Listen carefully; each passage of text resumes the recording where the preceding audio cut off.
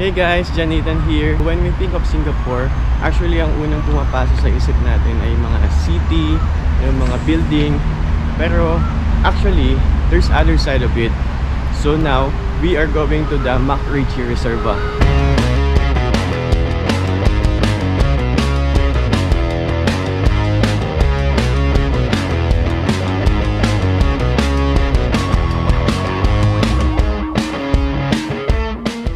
Quick tip, if you are going to the MacRitchie, alight at Marymount MRT.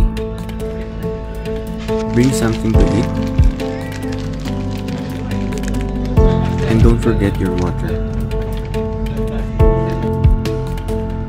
Then, let's go.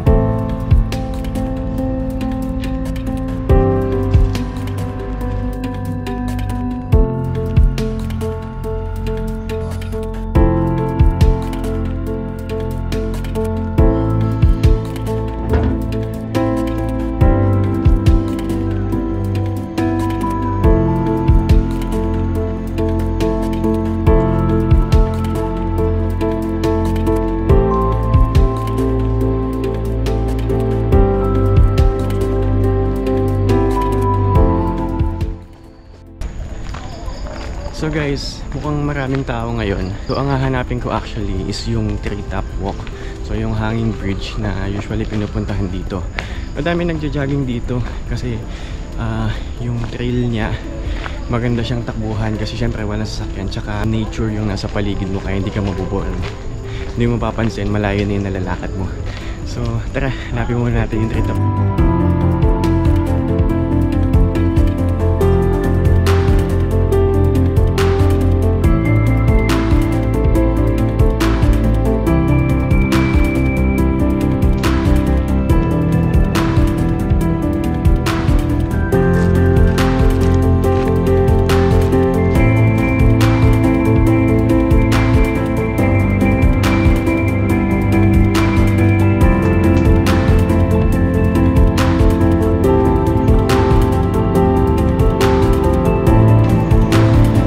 So madaming pupuntahan dito sa MacRitchie, may mga lagusan doon papunta sa may boardwalk. Kaya lang tayo, ang gusto lang natin puntahan diretso yung TreeTop.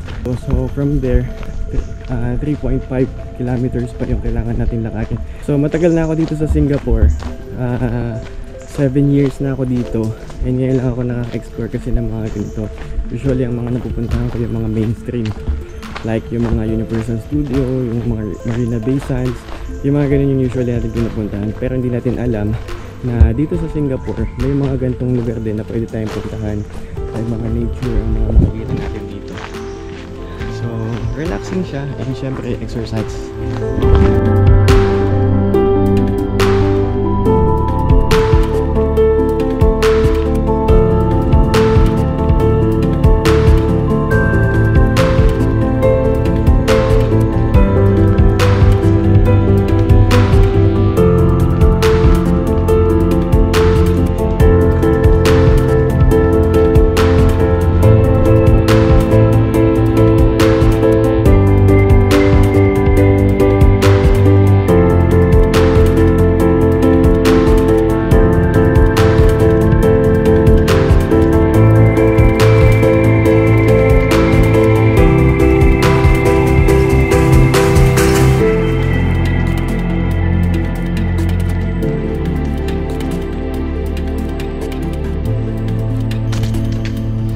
Alam nyo ba guys, share ko lang sa inyo, nung bata ako, lagi ako nananaginip ng pupunta ako sa mga secluded na lugar, yung mga lumilipad ako, nasa forest ako, may malalaking puno sa paligid ko, mag-isa lang ako na hindi ko alam kung saan ako pupunta.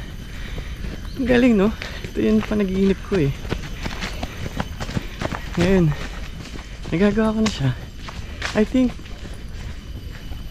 yung mga panaginip totoo, no? Ano kaya nagsa panaginip ko? Madami akong ginto sa paligid ko. Sana.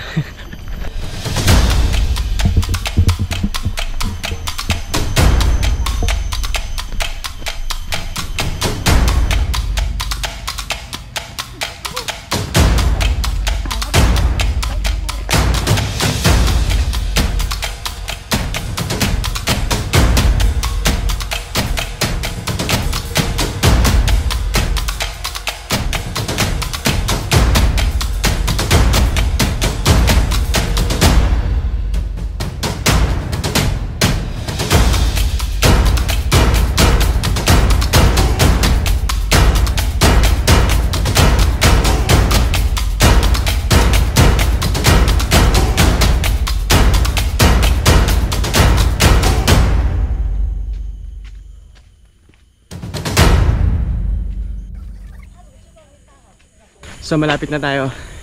550 meters na lang. Doon na tayo sa treetop.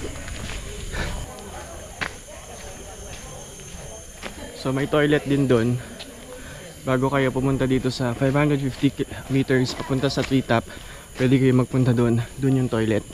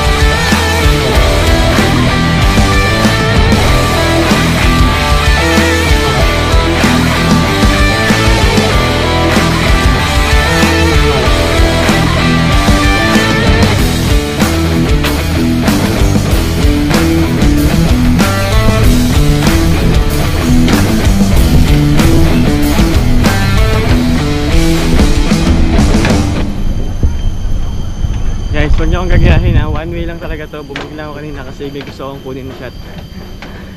Sabi nung ate kanina, I thought it's one way. Yeah, I know. Wait lang. For a while lang.